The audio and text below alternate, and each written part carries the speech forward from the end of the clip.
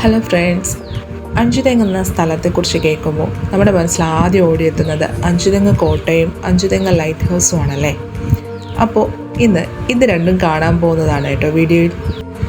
അഞ്ചുതെങ്ങിനടുത്തുള്ള നെടുങ്കണ്ടയിലാണ് ഞാൻ പഠിക്കുന്നതെങ്കിലും ഇതുവരെയായിട്ടും അങ്ങോട്ടേക്കൊന്നും പോയിട്ടില്ല. അപ്പോൾ ഇന്ന് പോകാൻ വേണ്ടി തീരുമാനിച്ചു. ഞാനും എൻ്റെ ഒരു ഫ്രണ്ടും കൂടിയാണ് കേട്ടോ കാണാൻ പോയത്.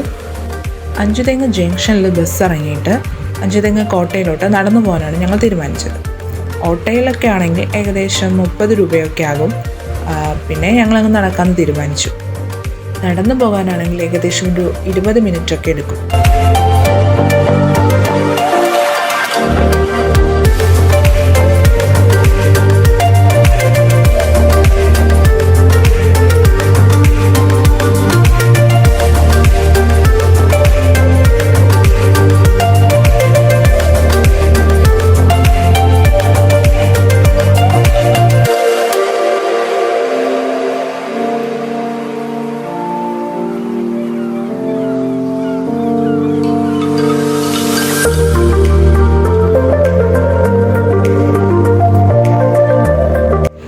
അങ്ങനെ ഞങ്ങൾ അഞ്ചുതെങ്ങ് കോട്ടയുടെ ഏകദേശം അടുത്തെത്തി.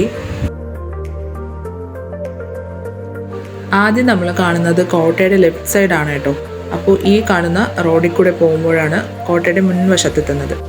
ഇവിടെ തന്നെയാണ് അഞ്ചുതെങ്ങ് ലൈറ്റ് ഹൗസിൻ്റെയും പ്രവേശന കവാടം. അതുകൊണ്ട് തന്നെ ഞങ്ങൾ ആദ്യം കയറിയത് ലൈറ്റ് ഹൗസ് കാണാൻ വേണ്ടിയിട്ടാണ്. ഒരാൾക്ക് 10 രൂപയാണ് ടിക്കറ്റ്. ഫോട്ടോയും വീഡിയോ ഒക്കെ എടുക്കുന്നതെങ്കിൽ എക്സ്ട്രാ 20 രൂപ കൊടുക്കേണ്ടി വരും.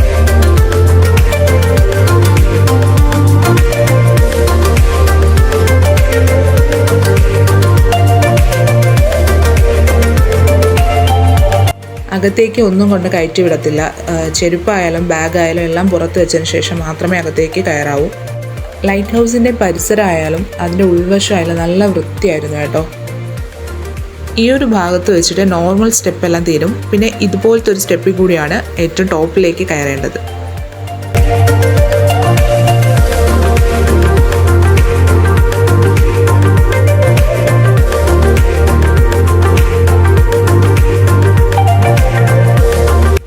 അങ്ങനെ ഞങ്ങൾ അവസാനം ഏറ്റവും ടോപ്പിലെത്തി. നല്ലൊരു കാഴ്ചയായിരുന്നു ഏറ്റവും മുകളിൽ വെച്ചിട്ട്.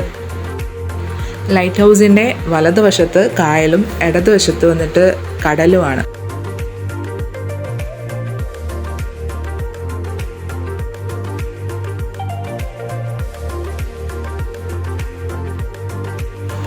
അവിടെ കാണുന്നതാണ് കേട്ടോ മുതലപ്പുഴി. ലൈറ്റ് ഹൗസിൽ നിന്ന് നോക്കുമ്പോഴത്തേക്കും അഞ്ചുതെങ്ങ് കോട്ടയുടെ ഫുൾ വ്യൂ നമുക്ക് കാണാൻ പറ്റും.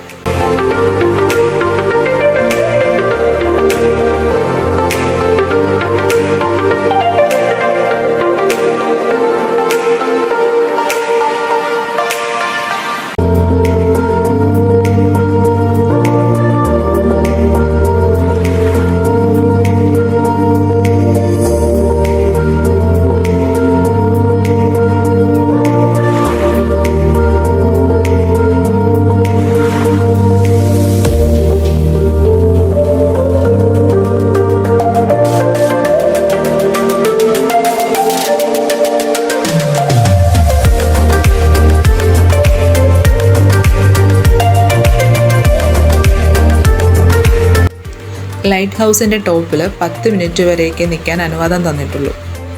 അതുകൊണ്ട് തന്നെ ഒരുപാട് നേരമൊന്നും ഞങ്ങൾ നിന്നില്ല. കുറച്ച് നേരം കാഴ്ചകളൊക്കെ കണ്ട് ശേഷം ഞങ്ങൾ ഇറങ്ങി തുടങ്ങി. ഏറ്റവും ടോപ്പിലേക്ക് കയറുന്ന ഈ സ്റ്റെയർ തിരിച്ചിറങ്ങാൻ അത്യാവശ്യം ബുദ്ധിമുട്ടൊക്കെ ഉണ്ടായിരുന്നു കേട്ടോ. എന്നെ സംബന്ധിച്ച് നല്ലൊരു ബുദ്ധിമുട്ടായിരുന്നു.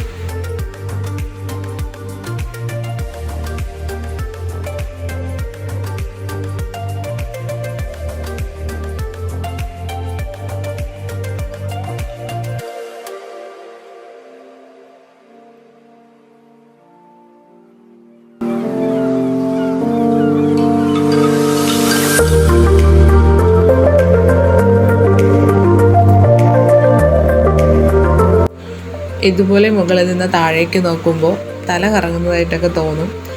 സത്യം പറഞ്ഞാൽ സ്റ്റെപ്പ് കയറുന്നത് പിന്നും കുഴപ്പമില്ല, താഴേക്ക് ഇറങ്ങുന്നതാണ് കുറച്ച് ടാസ്ക്.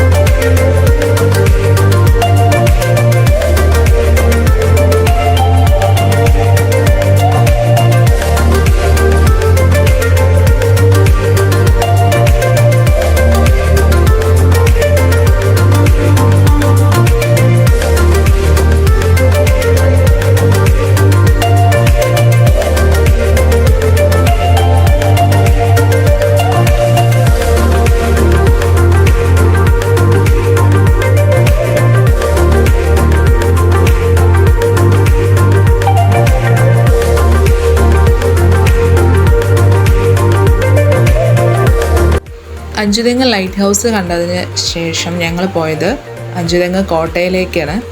അപ്പോൾ കോട്ടയുടെ മുൻവശത്തേക്ക് കുറച്ചുകൂടി മുന്നോട്ട് പോകണം.